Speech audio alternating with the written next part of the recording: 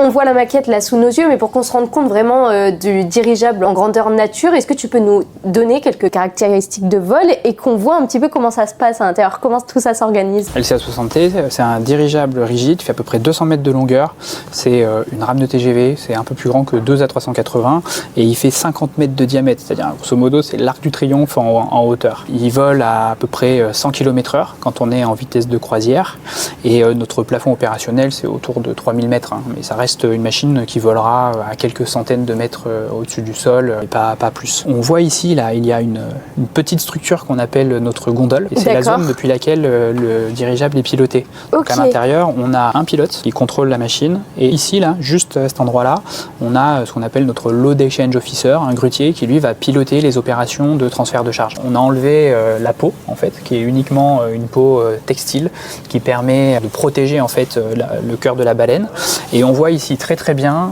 notre structure rigide. Donc la structure du LCA60T c'est majoritairement du carbone. Donc on a des tubes carbone qui sont assemblés là comme ça en treillis, hein, avec des poutres dans le sens longitudinal et des cadres comme ça dans le sens radial. Ce qui assure la portance sur le LCA60T, ce sont des cellules d'hélium. Donc c'est non pressurisé, c'est pas comme un blimp où la forme est donnée par la pression de l'hélium. Ici c'est vraiment la structure qui donne la forme du dirigeable et ensuite les petites cellules ici qui sont aussi des sortes de grands sacs en textile vont assurer la portance aérostatique. On voit là les 14 qui sont fixés dans les différentes sections de notre baleine. Ensuite on parlait de propulsion électrique. Hein. On a ici au centre des réservoirs de kérosène. Ces réservoirs de kérosène vont alimenter dans les espèces de petites nageoires des turbogénératrices. Donc on a 4 turbogénératrices.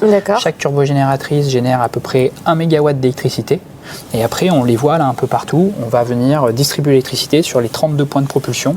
Et donc, chaque point de propulsion, c'est un petit moteur électrique de quelques centaines de kilowatts. La véritable innovation, le côté unique du LCA60T, c'est vraiment sa capacité à faire un transfert de charge en vol stationnaire. Donc, on a en effet des propelleurs ici qui vont nous permettre d'avancer. Donc, c'est ça qui nous permet d'aller à 100 km/h. Mais le plus important, si je puis dire, c'est tous les autres propelleurs qui, eux, vont nous permettre de garantir qu'on restera stable dans cette phase au-dessus de la charge qu'on est en train de charger. Parce qu'en fait, on a cette immense soute qui fait à peu près 96 mètres de long, 8 mètres de large. Et comme j'expliquais tout à l'heure, en fonction des différents marchés, et en fait, on va avoir des outillages particuliers. Donc là, par exemple, on a pour de l'hélice, là, on a si on veut faire du transport de bois, ou là, on a si on veut faire du transport de conteneurs, par exemple. Voilà, qui vont à chaque fois venir se sécuriser à l'intérieur de notre soute.